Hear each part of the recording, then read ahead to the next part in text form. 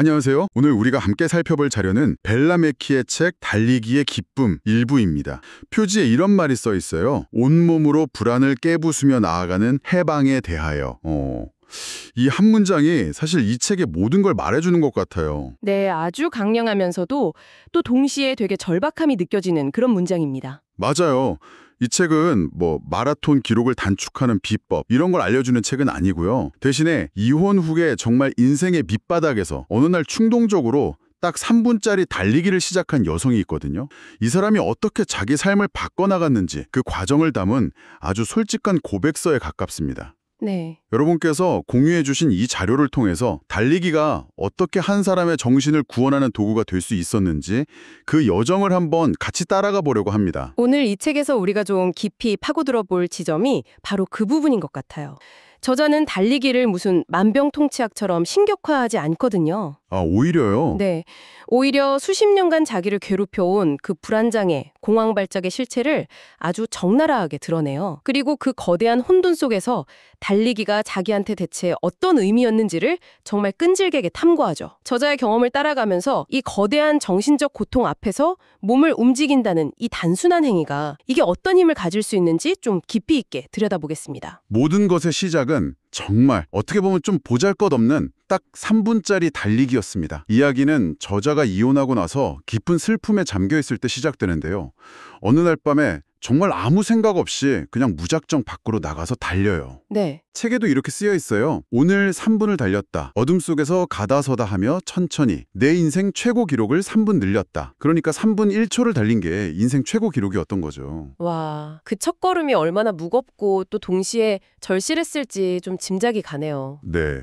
아마 건강이나 체력 단련 같은 거창한 목표가 아니라 그냥 그 감당할 수 없는 현실에서 잠시라도 벗어나고 싶다는 거의 본능적인 몸부림이었을 거예요. 맞아요. 막 쿵컹거리는 심장, 터질 듯한 폐, 그 고통 속에서 역설적으로 내가 지금 살아있구나 하는 감각을 느꼈을 겁니다. 그렇죠. 물론 처음부터 달리기가 막 낭만적이지는 않았어요. 당시 들었던 노래 목록이 나오는데 이 플레이리스트만 봐도 당시 심정이 어땠을지 그냥 짐작이 가더라고요. 어떤 노래였는데요? Piece of Mother라의 She Fucking Hates Me 같은 엄청 분노에 찬 노래를 들으면서 달렸다고 하니까요. 이건 거의 세상을 향해서 선전포고를 하면서 달린 수준이죠. 바로 그 지점이 흥미로운 거예요. 슬픔을 이겨내려고 무슨 아름다운 클래식을 들은 게 아니라 자기 내면에 있는 그 분노랑 혼돈을 그냥 그대로 인정하고 그걸 연료로 삼아서 달린 거죠. 근데 그게 좀 역설적으로 들리기도 해요. 불안이라는 정신적 고통에서 벗어나려고 달리는데 달리는 행위 자체도 막 숨이 차고 옆구리가 쑤시는 육체적 고통이잖아요. 어떻게 하나의 고통으로 다른 고통을 잊게 되는 걸까요?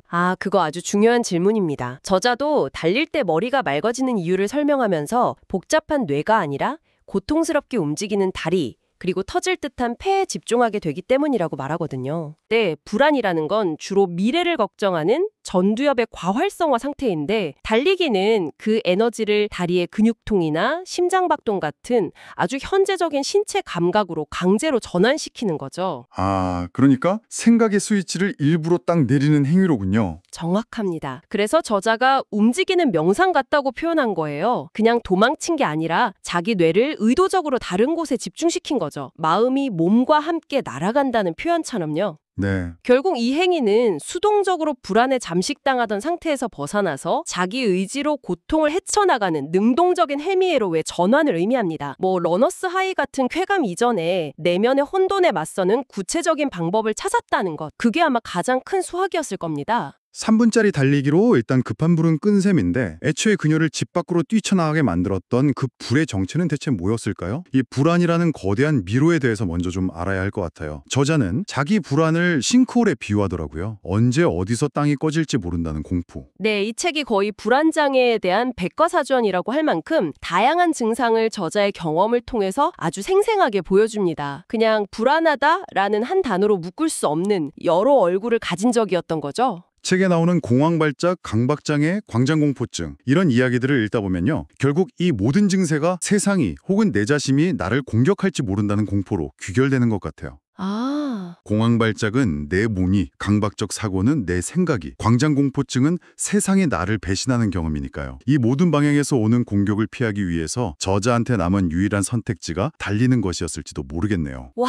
아주 날카로운 분석이네요. 그중에서도 특히 공황 발작에 대한 묘사는 정말 처절하죠. 런던 교차로 한복판에서 겪었던 경험을 이야기하는데 갑자기 심장이 터질 것 같고 시야가 흐려지면서 세상이 비현실적으로 느껴졌다고요. 네, 맞아요. 책에서는 이걸 투쟁 혹은 도피 반응이 오작동한 결과라고 설명해요. 쉽게 말해서 눈앞에 호랑이가 없는데도 뇌에서는 호랑이가 나타났다 하고 비상벨을 울리는 겁니다. 몸은 막 도망칠 준비를 하는데 실제로는 길 한복판에 서 있으니까 그 부조화가 엄청난 공포로 다가오는 거죠. 와, 저는 침투적 사고라는 개념은 여기서 처음 봤는데 정말 소름이 돋았어요. 기차역에서 갑자기 아이를 선로로 밀어버리는 끔찍한 상상을 한다는 거잖아요. 네. 그런 끔찍한 생각을 내가 했다는 그 사실만으로도 스스로를 거의 괴물처럼 여겼을 것 같아요. 바로 그 점이 강박장애, OCD의 핵심적인 고통입니다. 중요한 건 그게 진짜 원해서 하는 생각이 아니라는 거예요. 아, 그게 아니군요. 네, 마치 스팸 메일처럼 뇌에 원치 않게 그냥 달라붙어서 떨어지지 않는 끔찍한 생각인 거죠. 저자는 이런 생각이 떠오를 때마다 자기가 정말 그런 짓을 저지를까 봐 극심한 공포를 느꼈다고 해요. 이런 장애들 때문에 그녀의 세상은 점점 더 좁아졌다고 하고요. 비행기, 엘리베이터, 지하철처럼 쉽게 탈출할 수 없는 곳은 아예 진입 금지 구역이 되어버렸고 사람들과의 만남도 두려움의 대상이 되었죠. 네, 근데 이런 정신질환에 대한 이해가 부족했던 과거에는 뇌엽 절제술 같은 끔찍한 치료법도 있었다고 하니 정말 놀라웠던 건 불안장애가 독립적인 정신질환으로 분류된 게 불과 1980년이라는 사실이었어요. 맞아요. 생각보다 정말 최근의 일이더라고요. 그렇습니다.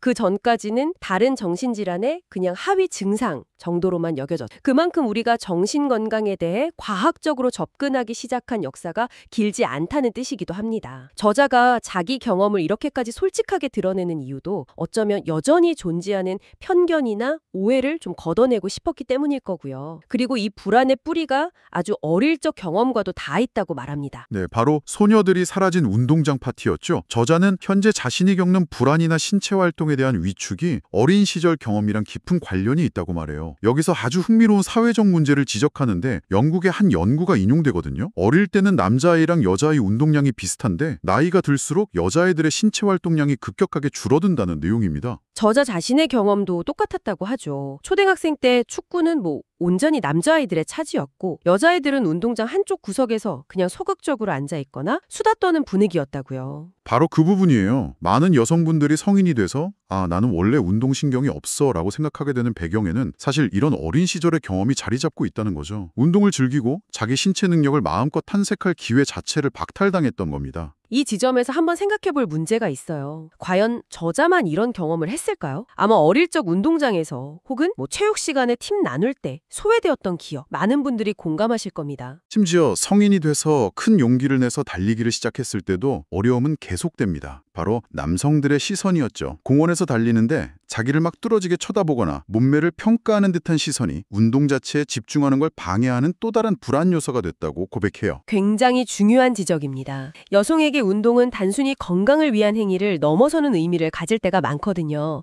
외부의 시선으로부터 자유로워지고 오롯이 내 몸의 감각과 움직임에 집중하는 경험이 필요한 거죠. 그런 의미에서 저자의 달리기는 단순히 트랙을 도는 행위를 넘어서서 어린 시절 빼앗겼던 운동할 권리 그리고 자신의 몸에 대한 주도권을 되찾아오는 하나의 투쟁 과정이기도 했습니다. 어느덧 이야기를 정리할 시간이 다가왔네요. 이 책에서 가장 인상 깊었던 점은 저자가 달리기가 자기를 불행에서 해방시켰다고 말하면서도 여전히 불안과 함께 살아가고 있다는 걸 아주 솔직하게 인정한다는 점이었어요. 맞아요. 상담 치료나 약물 치료의 도움도 계속 받고 있다고 밝히죠. 바로 그 지점 때문에 이 책이 수많은 사람들의 공감을 얻은 겁니다. 달리기만 하면 모든 정신적 문제가 마법처럼 해결됩니다. 이런 식의 무책임한 희망을 말하지 않죠. 네, 현실을 똑바로 보여주죠. 그렇죠. 달리기는 모든 문제를 해결해주는 마법 지팡이가 아니었습니다. 하지만 그 깊은 절망의 싱크홀 속에서 스스로를 일으켜 세우고 앞으로 나아가게 하는 아주 구체적이고 실질적인 수단이 되어주었죠. 그래서 책의 마지막 문장은 더 큰 울림을 주는데요. 달리기는 내 인생을 바꾸었다. 네, 바로 그 문장이요. 결국 이 책이 우리에게 던지는 메시지는 명확합니다. 정신적 고통은 때로 너무나 거대하고 추상적이어서 어디서부터 손을 대야 할지 막막하게 느껴질 수 있어요. 하지만 그럴 때일수록 가장 구체적인 행위, 즉 몸을 움직이는 것이 강력한 돌파구가 될 수 있다는 것이죠. 도망치듯 시작했던 3분짜리 달리기가 결국 도망이 아닌 앞으로 나아감이 되었던 것처럼 저자의 경험은 우리에게 중요한 희망의 가능성을 보여줍니다. 저자는 정신적 혼란 속에서 자신의 몸과 다시 연결되는 경험을 통해 삶의 주도권을 되찾았습니다. 자, 그렇다면 오늘 여러분의 삶에서 잠시 멈춰서서 자신의 몸의 감각에 집중해 볼 수 있는 아주 작은 행동은 무엇이 있을까요? 꼭 달리기가 아니더라도 단 몇 분간이라도 온전히 몸으로 존재감을 느껴보는 건 어떨까요?